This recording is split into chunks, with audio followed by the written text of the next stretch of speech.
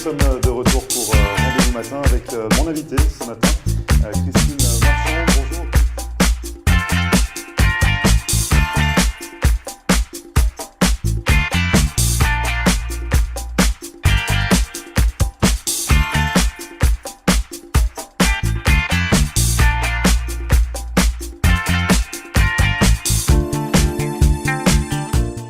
Bonjour à tous, bienvenue, merci de regarder Rendez-vous matin pour cette nouvelle émission. On s'intéresse à la littérature. Ce matin, on va s'intéresser également à cette histoire de plagiat autour de l'œuvre de Margaret Papillon. Vous la connaissez, elle était déjà venue dans l'émission Rendez-vous matin, présenter son dernier roman, Fol Amour. C'était il y a quelques mois. Je la reçois donc à nouveau ce matin pour parler de plagiat, malheureusement. Bonjour Margaret. Bonjour Grégory. Alors vous êtes auteur, romancière depuis de nombreuses années. Oui, Plus de 31 ans déjà. 31 ans de publication, mais oui. plus de 40 ans d'écriture déjà, Voilà, Margaret. parce que j'ai commencé à 13 ans. Vous étiez venu nous en parler justement dans une précédente émission. On avait parlé de vos débuts, de votre passion pour l'écriture. Et là, si vous revenez, c'est pour une histoire un peu moins drôle, on va dire. On parle de plagiat. Oui. Alors c'est vrai qu'on avait déjà évoqué le plagiat avec vous lors de la précédente émission, avec l'affaire McDonald's notamment. Oui, voilà. Il y avait déjà eu une importante affaire autour du logo que vous aviez imaginé. Oui, le J''M qui faisait J'aime McDonald's. Donc ça, c'était votre idée. C'était mon idée. Et Finalement, j'avais 21 ans. Finalement, elle avait été volée, c'est ce que vous nous aviez expliqué. Voilà. C'était une grosse entreprise, c'est l'Empire McDonald's. Oui, une multinationale. C'était compliqué de contrecarrer finalement pour vous. Oui, c'était très compliqué. Il y avait une histoire aussi de plagiat autour de La Mal-Aimée. Oui, c'est ça, c'est toujours la même auteur, c'est toujours Donc là, on n'est pas McDonald's, hein. On n'est pas McDonald's. Là, c'est pas McDonald's qui vous plagie. Non. Donc il y a une auteure également en Haïti qui s'est accaparée. Comment ça s'est passé? Toute l'œuvre ou quelques textes? Ça s'est passé comment? Oh non, pas toute l'œuvre quand même. Ça lui fait beaucoup de travail.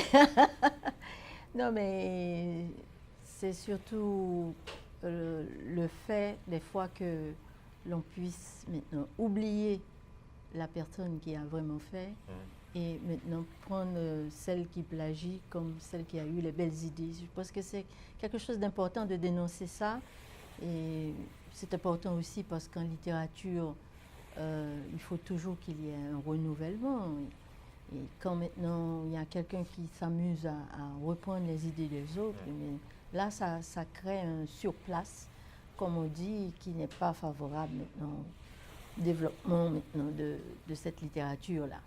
Alors, c'est très important, et je demande aussi au public, quand ils sont victimes de ce genre de choses, de faire très attention et de dénoncer à chaque coup, parce que dans 20-30 ans, on ne dira pas que c'est elle qui vous a copié, mais c'est vous qui avez copié sur elle. Alors, parce que La Mal-Aimée, donc ça date déjà d'il y a 8 ans. C'est ça pour le plagiat? C'était déjà il y a plusieurs années? Oui, c'était en 2010, ça fait déjà 8 ans. Et là maintenant, c'est donc là, c'est la même auteure. Les idées, le sujet, le thème de La Promise qui a été repris encore une fois. Donc justement, c'est la même auteure qui s'est auteure. Accaparée. Voilà, 8 ans après, qui est très fascinée par ce que j'écris. C'est ça, en fait, c'est flatteur pour vous finalement. C'est que voilà, elle aime vraiment ce que vous écrivez. On en plaisante, mais c'est pas drôle pour vous. Parce qu'il y a un moment, ça devient agaçant, c'est ce que vous dites. C'est très agaçant sur plusieurs points. Premièrement, parce que la personne, elle est publiée en France, elle peut avoir plus d'espace que moi pour exposer mes idées. Et ensuite de ça, ça vous empêche de travailler. Quand on est écrivain, on a besoin de beaucoup de paix et de sérénité pour pouvoir fonctionner. Et chaque fois qu'il y a ce genre de choses-là, on est agité, on est insomniaque. Et là, maintenant, c'est peu propice vraiment à la concentration, à la création, etc.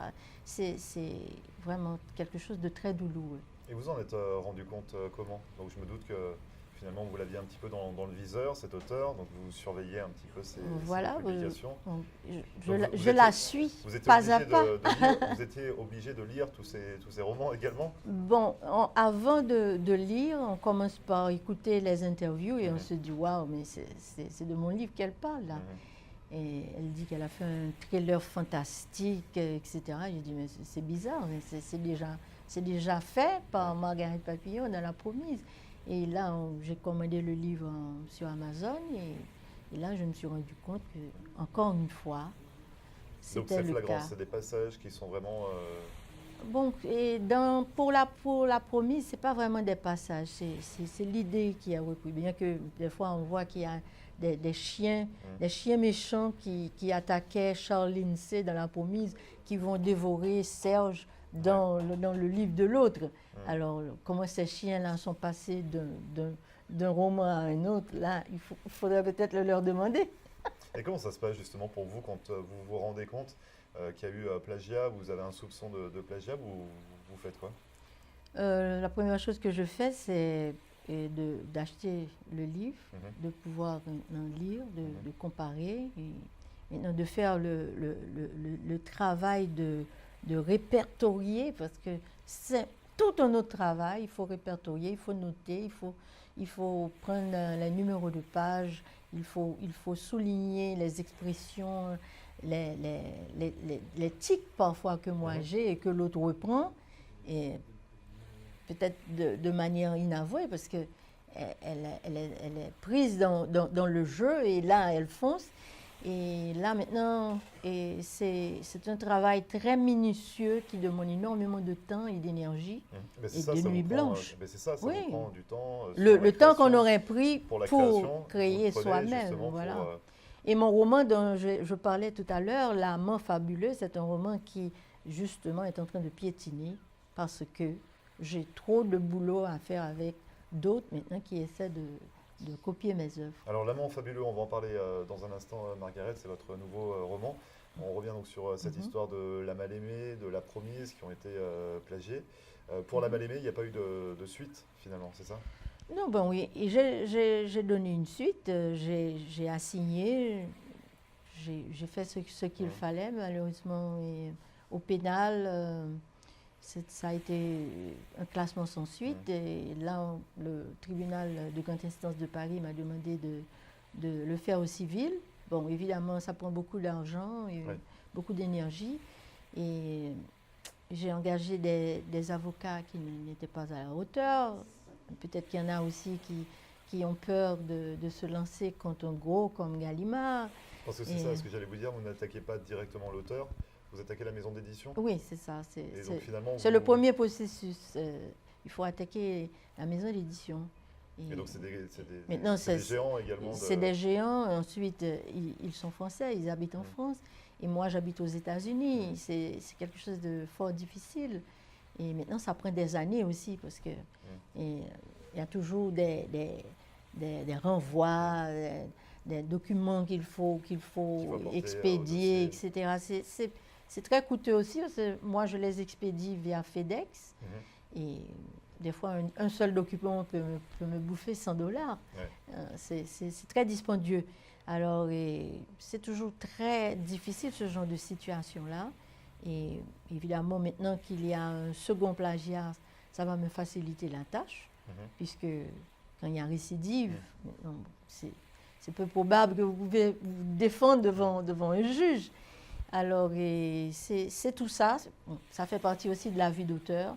Et surtout un auteur à succès, bon, c'est normal que... C'est flatteur d'un côté pour... Oui, c'est flatteur, pour vous, mais c'est très agaçant aussi de nôtre. Donc là, pour La Promise, vous allez aller encore devant les tribunaux, c'est ça? Enfin, vous allez les saisir un petit peu? Voilà.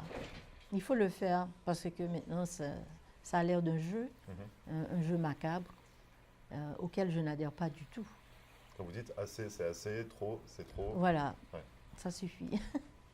Ça marche. Donc justement, vous le disiez tout à l'heure, dans L'amant fabuleux, c'est un petit peu, vous retracez un petit peu toute cette histoire, c'est ça? Oh non, pas du tout. L'amant fabuleux, c'est un roman extraordinaire et qui sera... J'aime bien Margaret qui se flatte à chaque phrase. Donc c'est votre nouveau roman, mais ce que vous disiez, c'est que finalement, non, ça ne traitera pas de l'histoire, mais ça prend du temps sur la création, vous êtes en parallèle. L'amant fabuleux, c'est un thriller sur un crime qui a été commis. Et là, une jeune fille, elle va vouloir connaître la vérité sur la mort de son père. Elle va retrouver les traces de son passé à partir des documents qu'elle va avoir en sa possession, etc. On en parle dans un instant? Vous restez avec Ben nous, oui. Margaret. On revient juste après ça pour parler donc de l'actualité de Margaret Papillon, du nouveau roman, L'amant fabuleux, Oui. et puis de toutes les publications que vous avez apportées. On en parle dans un instant, ne bougez pas, on revient juste après ça.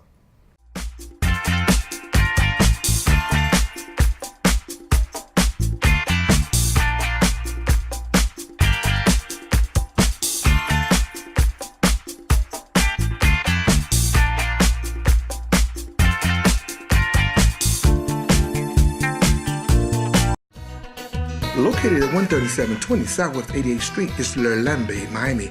Come see us for the very best in fine Haitian cuisine. Our food is always fresh and authentic. Dine in or carry out. And yes, catering is available. Come let Master Chef Yoli help you create the perfect menu for your next event. Call your order in advance. Call 305-383-0442. That's Le Lambe, Miami.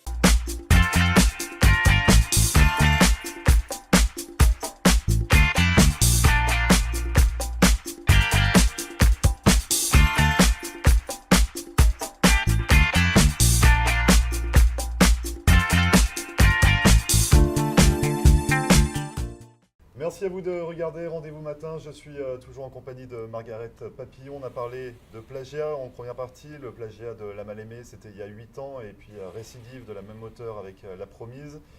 Vous allez continuer les démarches parce que, comme Oui, vous le disiez, voilà. trop c'est trop. Il y a un moment, Voilà. faut que ça s'arrête. Ça s'arrête. On va parler de choses plus agréables en seconde partie. On va parler de vos œuvres. Plus de 46 ans d'écriture, 31 ans de publication. Voilà. C'est bien ça. C'est bien ça. Et donc dans les dernières publications, on parle de Marinella, qui est un conte jeunesse. Voilà. Donc avec illustration de Margaret Papillon, De texte l'auteur. de Margaret Papillon, Voilà. maison d'édition de Margaret Papillon. Voilà, c'est vraiment du fait main, c'est vous Oui. qui l'avez édité. Voilà. Donc on y Je suis une femme orchestre. Femme orchestre, vous avez tous les rôles. On y parle de quoi dans Marinella? Marinella, c'est un travail que je fais sur la superstition en Haïti. Et ça parle de ces protections-là que l'on met parfois dans les jardins des paysans, Ouais. dans les montagnes d'Haïti, à Kinskov, à Fermat, etc., au Bléon. Et là, il y a un groupe d'enfants qui s'est amusé à créer son propre... Donc c'est ce qu'on voit sur la couverture, Ah c'est oui, la petite fille oui, c'est ça, sur la croix. c'est la poupée que les enfants ont placée sur cette croix-là en se disant qu'il faut protéger le jardin de papa. Et là, maintenant, ça va entraîner toute une aventure. Je ne veux pas trop en dire, Non, bien sûr. parce que là, ça va gâcher le plaisir de la lecture. Mais c'est un travail formidable sur la superstition qui se crée ici.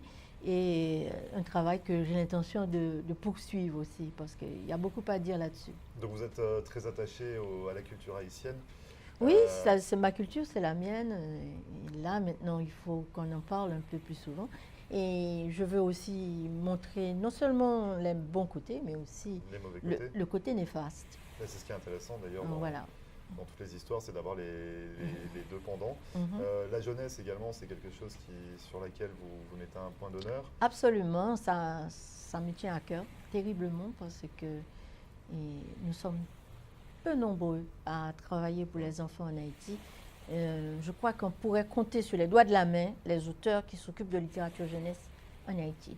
Et pour moi, c'est important, et je fais un travail aussi autour des patrimoines d'Haïti, sur les patrimoines classés patrimoine mondial par l'UNESCO.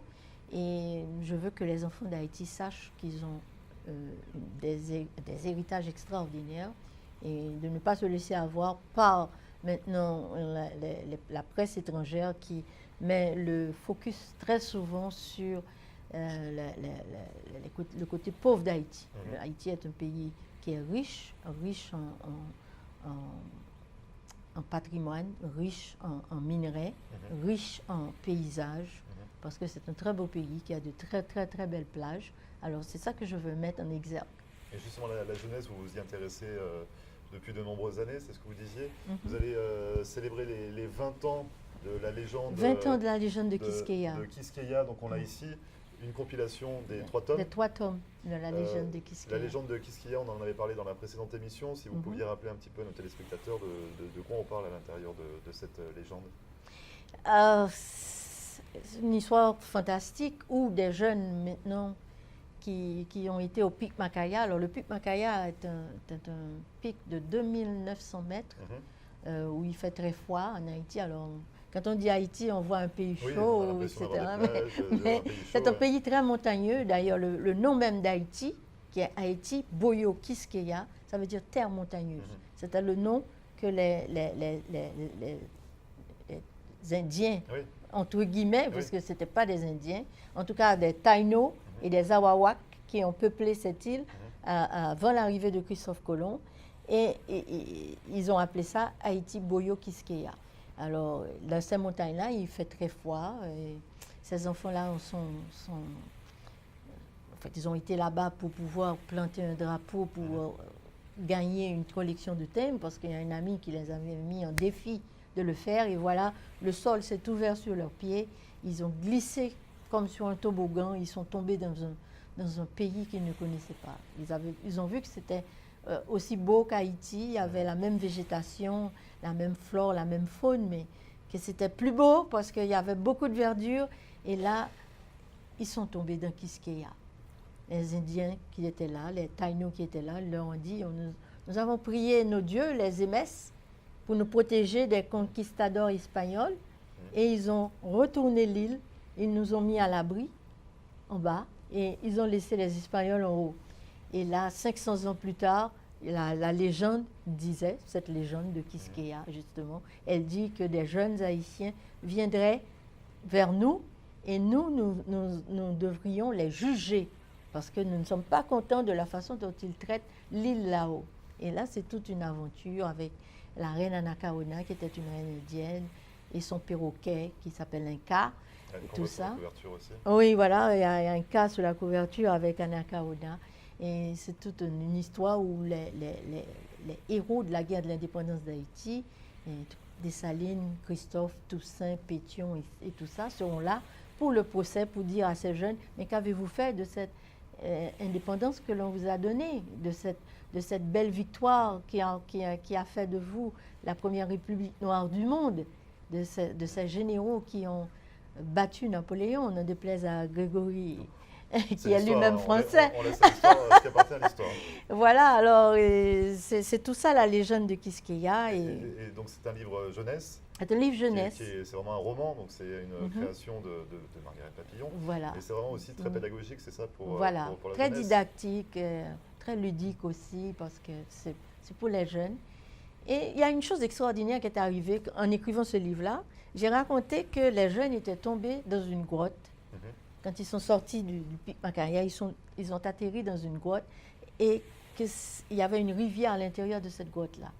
Et voilà que, près de 17 ans plus tard, des Français ont découvert cette grotte en dessous du pic Macaya. Et dans cette grotte, il y avait cette rivière dont je parlais.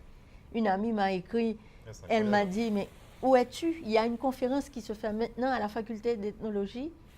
Il y a ces Français-là, les spéologues, qui ont découvert cette grotte et qui vont en parler. Malheureusement, j'avais quitté Haïti la veille. Ah oui. Et je dis, mais c'est dommage, je suis déjà à Miami. Donc finalement, les deux histoires, ce que vous aviez écrit, ça s'est avéré oui, c'est ça, réel, c'était finalement. comme une prémonition. Et pour moi, c'est très important, parce que les histoires m'ont été inspirées vraiment par des esprits sûrement Taïno et Awawak. Très bien, donc ça c'est la compilation des 3 tomes Des 3 tomes de la légende de Quisqueya pour fêter les 20 ans de la parution, de la parution du premier tome.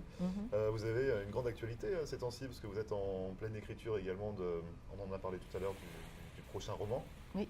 C'est L'Amant fabuleux. L'Amant fabuleux. On parle de quoi dans L'Amant fabuleux? Est-ce qu'on peut un petit peu dévoiler l'histoire de ce nouveau roman? Oui, c'est un polar. Un polar. Oui, c'est pratiquement la première fois que je vais m'aventurer dans ce domaine-là. Évidemment, je l'ai fait dans plusieurs de mes nouvelles. Mais jamais pour un roman. Mais jamais pour un roman, parce que c'est énorme de faire un polar. Surtout, moi, j'aime les livres volumineux. Je ne peux pas écrire 100 pages quand j'écris un roman. Il me faut 350, 450, 500 pages, comme dans La Promise d'ailleurs, où j'ai plus de 500 pages. Mais c'est un crime qui a été commis. Une jeune fille, des années plus tard, elle revient en Haïti, qu'elle avait quitté parce que justement son père, qui était militaire, a trouvé la mort. Et là, elle veut éclaircir toute cette histoire. Elle veut comprendre pourquoi son père a été assassiné, ce père si merveilleux qu'elle adorait et qui était quelqu'un de bien, à son avis. Et elle va vouloir le découvrir et elle va découvrir beaucoup de choses pas très jolies. Pas très joli, on n'en saura pas plus, c'est ça? Surtout pas. Il faut attendre le mois d'avril, mai prochain? Avril, mai prochain, oui. Pour découvrir... Pour découvrir ce donc là, vous qu'il y êtes a. en pleine écriture encore? En pleine écriture. Et je suis aussi en train d'écrire La légende de Quisqueya 4. Donc il y aura une suite à La légende de Qu'est-ce qu'il y a aussi? Oui. Après 3 tomes, vient le tome 4. Oui, donc vous allez continuer. J'ai beaucoup de boulot sur la planche. Très bien, donc beaucoup de choses encore à découvrir pour Margaret Papillon. Je rappelle La légende de Qu'est-ce qu'il y a? Oui. Tome 1, 2, 3, on peut se 1, procurer 2, 3, sur Amazon, sur Barnes & Noble. De partout. À la FNAC, sur Kobo. Il y a Marinella également, le conte jeunesse, pareil sur Amazon, de partout. Oui, partout. Vous êtes de partout, Margaret Papillon. Et, sur la plateforme mondiale. de l'amant fabuleux à découvrir en avril-mai prochain. Oui, c'est ça. Bon courage pour cette affaire de plagiat. Merci. Bon courage également pour l'écriture de votre prochain roman. Et puis on se reverra l'année prochaine. Oui, très pour prochainement. Une rencontre littéraire. Vous viendrez nous parler de votre roman ici dans l'émission. Voilà. Merci beaucoup, Ce sera un plaisir. Merci beaucoup, Margaret. Et à Merci, très bientôt. Grégory. Merci à vous d'avoir suivi Rendez-vous Matin. C'est fini pour aujourd'hui. Cette émission est à retrouver, comme à chaque fois, en podcast sur notre page Facebook, mais également sur YouTube. Vous pouvez nous contacter par mail floride.tv@gmail.com. D'ici là, on se retrouve demain pour une nouvelle émission dès 9h. Très bonne journée et à demain.